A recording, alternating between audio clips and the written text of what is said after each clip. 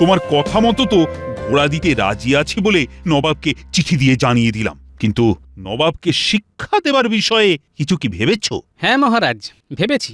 তবে সব ব্যাপারটা কিন্তু খুব গোপনে করতে হবে। কেন গোপনে কেন? কারণ আপনার তো আর ঘর শত্রু বিভীষণের কোনো অভাব নেই। ঠিকই বলেছ, না হলে আমার ঘোড়া কেনার খবরটা এত তাড়াতাড়ি নবাবের কানে পৌঁছে গেল কি করে? তোমার রানীমাও কিন্তু আমাকে আগেই এই কথা বলেছিল। এবার তাহলে আমার পরিকল্পনার কথাটা শুনুন।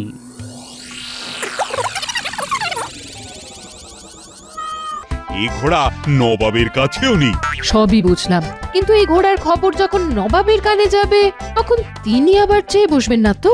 আরে বাবা, তুমি খামোখাই উতলা হচ্ছ রানী। আমার ঘোড়া কেনার খবর নবাবের কানে যাবে কি করে? কি করে যাবে সেটা জানি না, তবে আপনার তো আবার ঘরের শত্রু বিভীষণের কোনো অভাব নেই। আরে না না, অত দুশ্চিন্তা করো না। শোনো, আমি এখন রাজসভায় যাচ্ছি, কেমন? আজ তোমাদের সকলকে এমন একটা জিনিস দেখাবো যা দেখলে পরে অবাক হয়ে যাবে। কি মহারাজ, কি? এলেই দেখতে পাবে। কি এমন জিনিস আজ মহারাজ দেখাবেন? কিছুই তো বুঝতে পারছি না। গোপাল, তুমি কি কিছু জানো? আপনিও যেখানে আমিও সেখানে। প্রণাম মহারাজ। এসে গেছো? বাহ বাহ বাহ বাহ বাহ। তা পথে কোনো অসুবিধে হয়নি তো? না মহারাজ, কোনো অসুবিধে হয়নি। দয়া করে বাইরে এসে একটু ঘোড়াটাকে দেখে যান। চলো সবাই, সকলে একসাথেই দেখব। ও, তাহলে ঘোড়া? এ আবার দেখার কি আছে? সেটা দেখলেই বুঝতে পারবে। ঘোড়া ঘোড়া ঘোড়া, ল্যাং মেরে আবার করে দেবে না তো ঘোড়া? এই হ্যাঁ করে না হেসে যেটা দেখাচ্ছি সেটা দেখবে, চলো।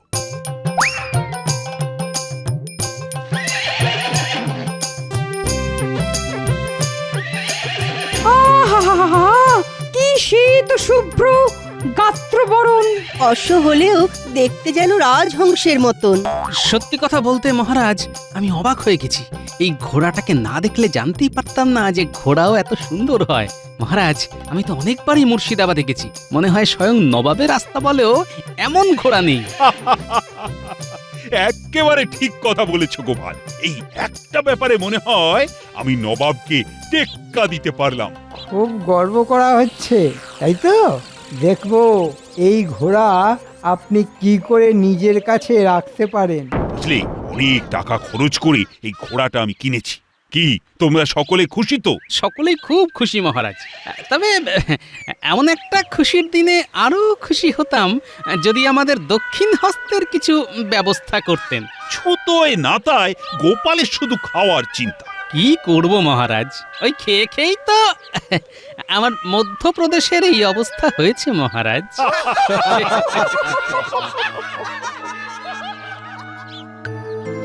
মহারাজের এই সাদা ঘোড়া কেনার খবরটা কি নবাবের কানে পৌঁছে দেব? হুম হুম হুম হুম হুম হুম হুম, সেই ভালো। খুশি হয়ে নবাব তাহলে আমাকে কিছু পুরস্কার দিতে পারেন। যাই, তাহলে কাল সকালেই বেরিয়ে পড়ি। উজির, আমার অধীনস্থ সব রাজাদের খবর কি? ভালো ভালো ভালো মহারাজ, সকলে বেশ ভালোই আছে। উজবুক? একদম হক কথা বলেছেন। কিন্তু কে উজবুক জাহাপানা? কে আবার? তুমি? কেন কেন আমি আবার উজবুক হলাম কেন? উজবুক নও, তুমি উজবুক না হলে আমার অধীনস্থ সব রাজারা ভালো থাকে কি করে? হ্যাঁ, এটাও আপনি ঠিক কথা বলেছেন হুজুর। তাই আর আলসেমি না করে ওদের সদাই ব্যতিব্যস্ত রাখার ব্যবস্থা করো। তাই করবো জাহাপানা। ভেতরে আসতে পারি জাহাপনা? আরে কৃষ্ণচন্দ্রের মন্ত্রী যে, এসো এসো এসো এসো, ভেতরে এসো। বলো বলো বলো, কি খবর? খুব গোপনে আপনাকে একটা গোপন খবর দিতে এলাম হুজুর। গোপন খবর? হ্যাঁ হুজুর, আপনাকে না জানিয়ে আমাদের মহারাজ একটা দুধ সাদা রঙের ঘোড়া কিনেছেন। বলবো কি হুজুর, সে ঘোড়া যে দেখবে সে একেবারে ট্যারা হয়ে যাবে। বলো কি, এমন সুন্দর ঘোড়া? হ্যাঁ জাহাপনা, তাই তো আমাদের মহারাজ সকলের সামনে খুব গর্ব করে বলেছেন যে এমন একটা ঘোড়া কিনে তিনি আপনাকে টেক্কা দিতে পেরেছেন। শোনো শোনো উজির, কৃষ্ণচন্দ্র কি বলেছে শোনো। সত্যি কি আস্পর্ধা হুজুর, সামান্য একটা রাজ্যের রাজা হয়ে সে তামাম বাংলার নবাবকে টেক্কা দিতে চায়। হ্যাঁ উজির, ওই ঘোড়াটা আমি চাই। নবাব মনে হয় বেশ তেতে গেছে, ওকে আরও তাতিয়ে দিতে হবে। চাইলেই কি আর আমাদের মহারাজ ঘোড়াটা দিতে রাজি হবে? খামোশ! না দিলে আমি কেড়ে নেব। শুধু ঘোড়া নয়, সেই সঙ্গে গোটা কৃষ্ণনগরটাকেও কেড়ে নেব। যাও যাও, তোমাদের রাজাকে বলে দাও। এ মা, এ কি কথা বলছেন জাহাপনা? আমি যদি বলতে যাই তাহলে মহারাজ বুঝে যাবেন যে ঘোড়ার খবরটা আমি আপনাকে বলে দিয়েছি। তখন তো তিনি আমার গর্দান নিয়ে নেবেন হুজুর। মন্ত্রী কিন্তু একেবারে ঠিক কথা বলছে হুজুর। ঠিক আছে ঠিক আছে, তুমি কৃষ্ণনগরে ফিরে যাও। উজির, এক্ষুনি ঘোড়া চেয়ে কৃষ্ণচন্দ্রকে একটা চিঠি লেখো। ঠিক আছে জাহাপানা। তবে আমি যেখানে এসেছিলাম সেটা যেন মহারাজ একেবারেই জানতে না পারেন। তুমি নিশ্চিন্ত থেকো, ব্যাপারটা পুরোপুরি গোপন থাকবে। আর একটা কথা, মানে মানে বলতে চাইছি কি, এমন একটা খবর এনে দেওয়ার জন্যে আমি কি কোনো ইনাম পাবো না? পাবে পাবে, হাতের মুঠোর মধ্যে ঘোড়া এলেই তুমি ইনাম পাবে। এই না হলে নবাব, তাহলে তাহলে আমি আসি হুজুর। হ্যাঁ এসো। প্রণাম মহারাজ। কি খবর প্রহরী? আগে মুর্শিদাবাদ থেকে নবাবের দূত একটা চিঠি নিয়ে এসেছে। এই সাত সকালে নবাবের দূত? গোপাল, চিঠিটা পড়ো দেখি। কৃষ্ণচন্দ্র, শুনলাম আমাকে না জানিয়ে শুধু আমাকে টেক্কা দেবার জন্যে তুমি নাকি একটা খুব সুন্দর সাদা ঘোড়া কিনেছো। সর্বনাশ! ঘোড়া কিনতে না কিনতেই সেই খবর নবাবের কানে পৌঁছে গেল কি করে? তোমার এই সাদা ঘোড়াটা কিন্তু আমার চাই, না দিলে আমি তোমার রাজ্য কেড়ে নেব। কথাটা মনে রেখো। এখন কি করবে সেটা আমার দূতের হাতে পত্র মারফত জানিয়ে দিও। ব্যাস, হয়ে গেল। হায় হায় হায়, আমার অমন সাধের ঘোড়া এবার হাতছাড়া হয়ে গেল। এমন ব্যবস্থা করে দেব না যে ওই ঘোড়া নিয়ে নবাব বাহাদুর কেঁদে আর কুল পাবেন না। এই, তুমি কি করতে চাইছো বলো তো? তেমন কিছু না, শুধু ওই লোভী নবাবকে একটু ভালো রকমের শিক্ষা দিতে চাইছি। কিন্তু কি করে? একটু ভাবতে দিন মহারাজ, সময় এলেই সেটা বলবো। আপনি শুধু এখন পত্র মারফত জানিয়ে দিন যে আপনি ঘোড়া দিতে রাজি। তবে ঘোড়াটা এখন একটু অসুস্থ, তাই ওকে সুস্থ করে 15 দিনের মধ্যে মুর্শিদাবাদ পাঠিয়ে দেবেন। চলুন মহারাজ, তাড়াতাড়ি চিঠি লিখে দূতের হাতে দিয়ে দিন। কি জানি বাবা, তুমি যে কি করতে চাইছো। জাহাপানা, মহারাজ কৃষ্ণচন্দ্র এই পত্রটা পাঠিয়েছেন। ঠিক আছে, তুমি যাও। উজির, পত্র পড়ো। নবাব বাহাদুর, আমি ঘোড়া দিতে রাজি, কিন্তু অনেক দূর থেকে এসেছে তো, তাই পথের ধকলে ঘোড়াটা একটু অসুস্থ হয়ে পড়েছে। তাই ওকে সুস্থ করে 15 দিনের মধ্যেই আমি মুর্শিদাবাদ পাঠিয়ে দেব। আহা, কি মজা! ওই সুন্দর সাদা ঘোড়াটা 15 দিন পরেই আমার হয়ে যাবে। কি আনন্দ! এই কৃষ্ণচন্দ্র তাহলে এক কথাতেই রাজি হয়ে গেল। হবে না মানে? না হলে তো রাজ্যই চলে যাবে।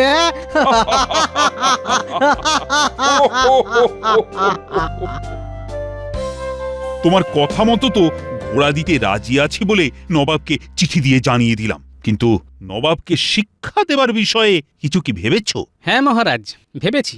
তবে সব ব্যাপারটা কিন্তু খুব গোপনে করতে হবে। কেন গোপনে কেন? কারণ আপনার তো আর ঘর শত্রু বিভীষণের কোনো অভাব নেই। ঠিকই বলেছ, না হলে আমার ঘোড়া কেনার খবরটা এত তাড়াতাড়ি নবাবের কানে পৌঁছে গেল কি করে? তোমার রানীমাও কিন্তু আমাকে আগেই এই কথা বলেছিল। এবার তাহলে আমার পরিকল্পনার কথাটা শুনুন।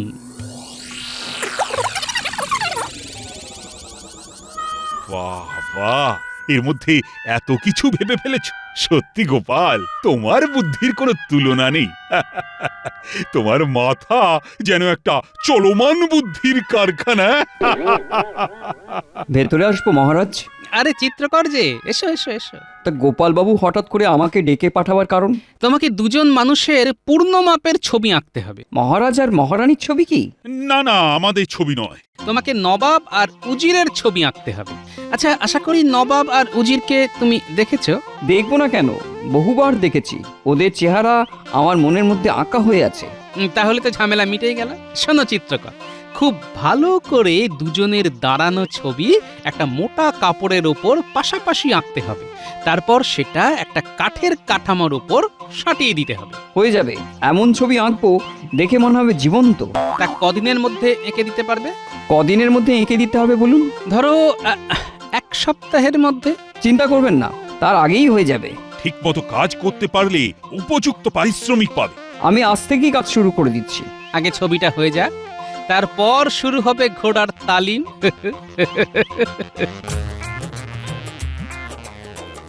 ওদিকে যে কি হলো কিচ্ছু তো বুঝতে পারছি না।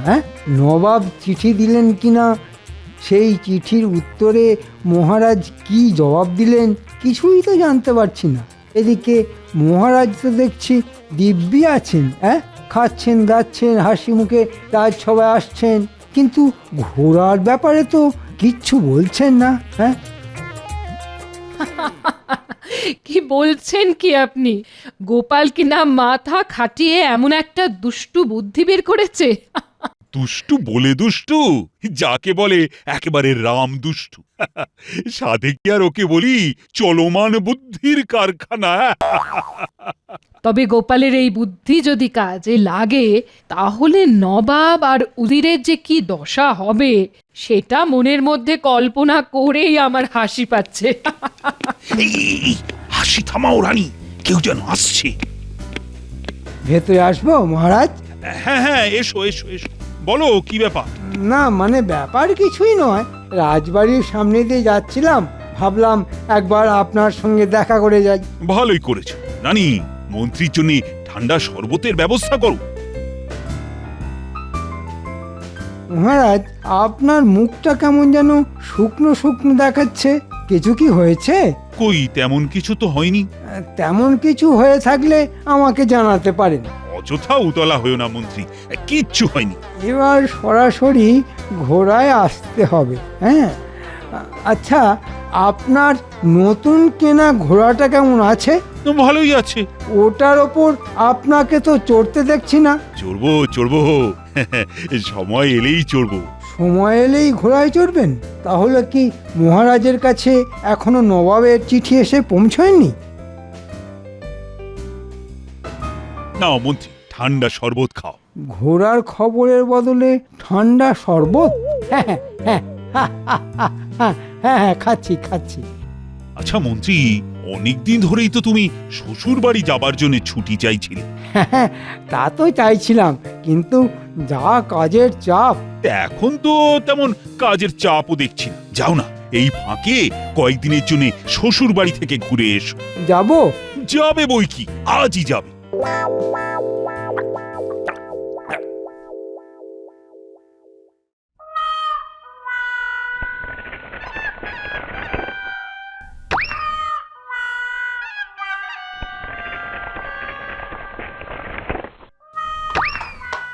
ব্যাস, গোল করে কাটা হয়ে গেল। এসে গেছেন মহারাজ, এবার তাহলে শুরু করি। আমি ছবির পেছনে গিয়ে লুকোচ্ছি, আপনি ঘোড়াটাকে ছবিটার কাছে নিয়ে আসুন।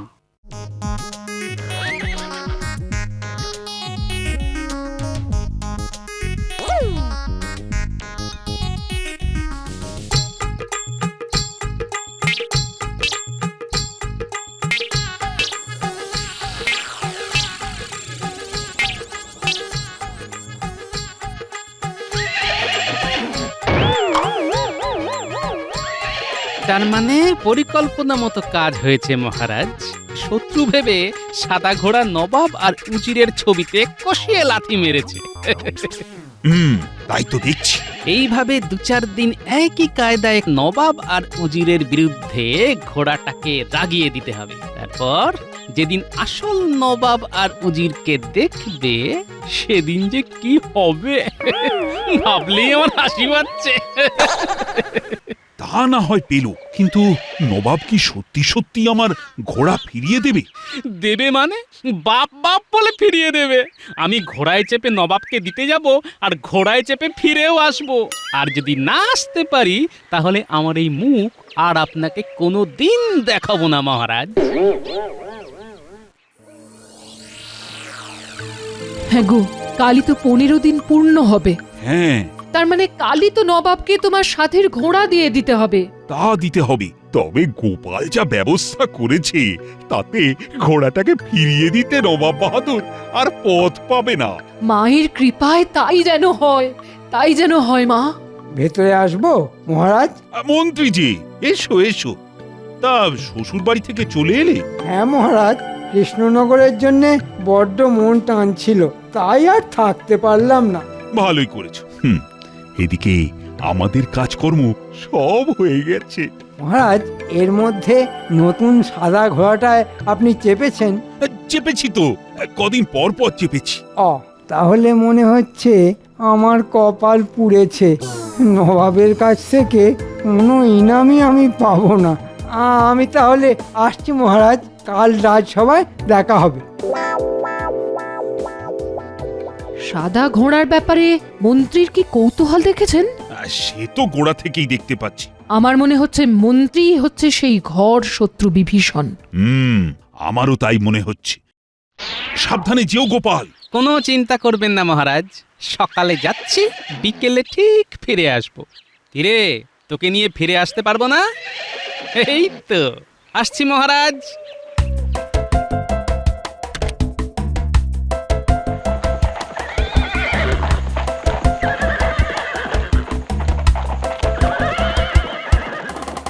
মহারাজের প্রিয় সাদা ঘোড়া নিয়ে কোথায় চললে গোপাল? নবাবের কাছে। কেন? নবাব বাহাদুরকে ঘোড়াটা দিয়ে আসতে। কেন কেন? নবাবকে ঘোড়া দেবে কেন? সে অনেক কথা, ফিরে এসে বলবো। আমি এখন চললাম। বাবা বাবা বাবা, আমার কপাল তাহলে পড়েনি। যাব, আজই মুর্শিদাবাদ গিয়ে নবাবের কাছ থেকে ইনাম নিয়ে আসবো। হ্যাঁ, গোপাল যাচ্ছে ঘোড়া নিয়ে, আমি পাবো ইনাম। হ্যাঁ, আহা আহা, আমার কি কপাল। উজির, আজই তো 15 দিন পূর্ণ হচ্ছে। হ্যাঁ জাহাপানা, হিসেব তো তাই বলছে। কিন্তু কৃষ্ণচন্দ্র তো এখনো ঘোড়া পাঠালো না। সালাম আলাইকুম জাহাপানা। আরে গোপাল চন্দ্র যে, হ্যাঁ তা একলা এসেছো নাকি ঘোড়াটাকেও সঙ্গে করে এনেছো? এনেছি উজির সাহেব। এনেছো? হ্যাঁ জাহাপানা, আমাদের মহারাজ কখনো কথার খেলাপ করেন না। তা কোথায় রেখেছো ঘোড়াটাকে? আগে আপনার প্রাসাদের সামনের মাঠে। চলো উজির, ঘোড়াকে দেখে আসি। চলুন হুজুর, আমিও সাথে যাই।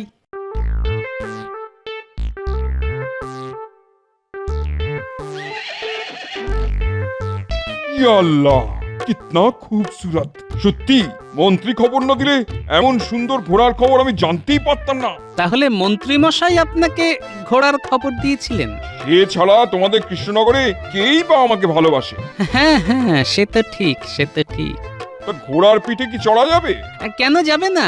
প্রথমে ওর কাছে যান, গলায় হাত বুলিয়ে ভাব করুন, তারপর টক করে পিঠে উঠে পড়ুন। চলো উজির, ঘোড়াটার কাছে যাই।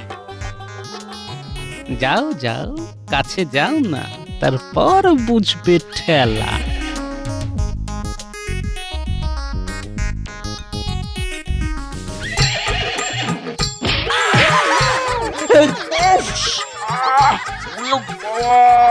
কি জোরে মুখে লাথি মারলো বাবারে! পড়ে গিয়ে মাজায় কি লাগলো ওরে উজির! ও গোপাল, এ কেমন ঘোড়া, মুখে সপাটে লাথি মারে কেন? আসলে অবোধ অবলা জীব তো, আপনাকে ঠিক চিনতে পারেনি জাহাপানা। যান যান, আর একবার কাছে গিয়ে ওর সাথে ভাব করার চেষ্টা করুন। বলছো?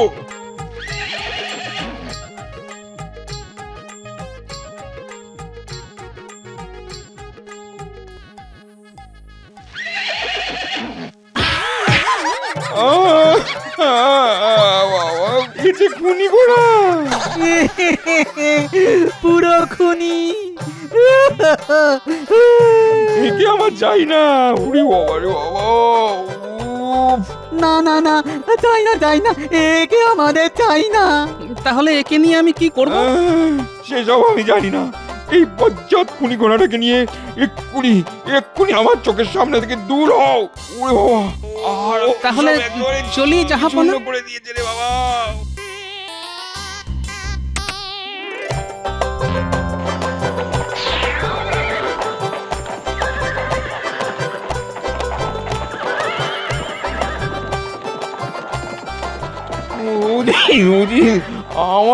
আমায় ধরে তুলো। আমি যে নিজেই উঠে দাঁড়াতে পারছি না। জাহাপনা, আমার ইনাম? ইনাম? তোমার ইনাম? এই কে আছিস? আদেশ করুন জাহাপানা। এই হাড় বজ্জাতটাকে ভালো করে দড়ি দিয়ে বেঁধে আচ্ছা করে মুগুর পেটা করে হাড় গোড় সব ভেঙে দিবি। এটাই হবে ওর ইনাম। ও ও নবাব বাহাদুর, দয়া করে আমাকে মারবেন না। আমি কি দোষ করেছি? আমি কি দোষ করেছি?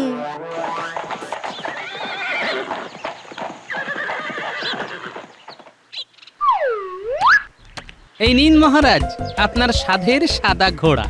নবাব দিয়ে দিলেন? শুধু দিয়ে দিলেন নয়, দিয়ে হাঁপ ছেড়ে বাঁচলেন।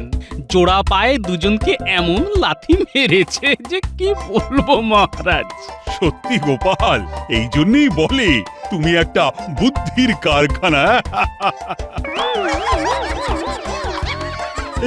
এ কি মন্ত্রী, তোমার এ অবস্থা কে করলো? নবাব বেটা আমাকে ইনাম দিয়েছে মহারাজ, দিয়েছে। সাদা ঘোড়ার খবর পাচার করার জন্য, তাই তো? হ্যাঁ, দিয়েছে।